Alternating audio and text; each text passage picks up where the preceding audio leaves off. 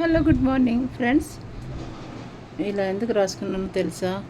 నేను నారాయణ భక్తురాలు కదా, బాలాజీ యొక్క భక్తురాలు కదా. అంతేకాదు, పసుపు అనేది ఛాయ, ఆడదానికి పసుపు అనేది సౌభాగ్యం. దానికంటే ముందు ఒక విషయం గుర్తుంచుకోండి. ఇది నారాయణుడికి అభిషేకం చేసుకుని ఆయన ముఖంకి రాసింది. చందనం, పసుపు అవన్నీ తెచ్చుకొని నేను వీక్లీ ఒకసారైనా రాసుకుంటాను ఇలాగా. అందుకే ఎక్కువ తెచ్చుకుంటాను నేను అడిగేసి. సరేనా? పసుపు రాసుకుంటే ఆరోగ్యానికి మంచిది, యాంటీబయాటిక్ కాబట్టి. ఇంకా పసుపు రాసుకుంటే ఛాయ పెరుగుతుంది, అంటే అందం పెరుగుతుంది. అందం కోసం కాదులండి, అందం ఉంటుంది అనుకో, మేబీ కొన్ని రావు కదా పదాలు చెప్పడం, అందుకు అలా చెప్తా. ఇంకా ఏంటన్నాను, పసుపు రాసుకుంటే ఛాయ పెరుగుతుంది.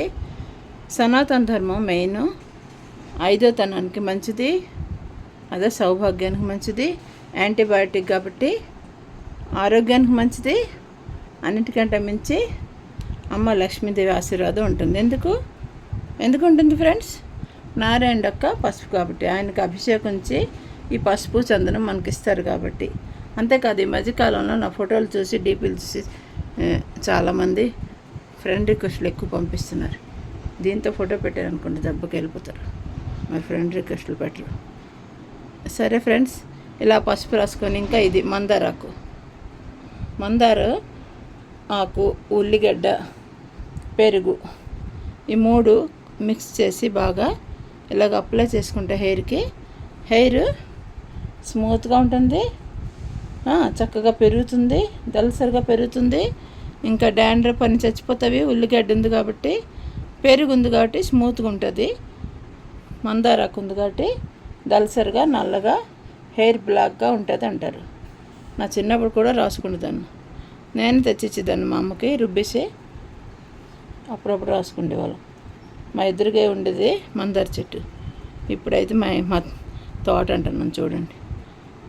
నేను వాకింగ్ చేసే ప్లేస్ అదే నా తోట అనుకుంటాను. ఏం చేస్తాను, ఇక్కడ సొంత ఆస్తులు లేవు కాబట్టి ప్రస్తుతానికి అదే నా సొంతం అనుకుంటాను. ఇలా మందారాకు రాసుకుంటా. సొంతం అంటే మోసుకుపోతాం లేదు కదా, ఏదో అలాగ తిరుగుతాం, ఎంజాయ్ చేసుకుంటాం చెట్లలోనే. అలాగే ఇక్కడ అదే చేస్తున్నాం కదా, అమ్మేస్తామా తినేస్తామా చెట్లు. ఇలా రాసుకోవడానికి తెచ్చుకుంటే చాలు కదా. సో ఫ్రెండ్స్, వీక్లీ వన్స్ ఇలా పసుపు రాసుకోవడం, మంత్లీ వన్స్ మందారాకు రాసుకోవడం ఆరోగ్యానికి మంచిది, సనాతన ధర్మం. ఇది రాసుకోకండి, అదే రాసుకోకండి అని ఎవరు చెప్పారు ఫ్రెండ్స్? ఆరోగ్యం, సనాతన ధర్మం అనేది మనం పాటించకపోతే ఎలాగా? రాసేసుకుందాం మరి. భయపడొద్దు నన్ను చూసి. నేనే ఫేషియల్ గట్రా చేయించుకోను, బ్యూటీ పార్లర్కి వెళ్ళను.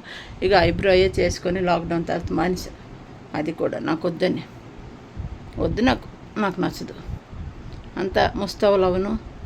లిప్స్టిక్ రాసుకుంటాను, బొట్టు పెట్టుకుంటాను, కాటుకు పెట్టుకుంటాను.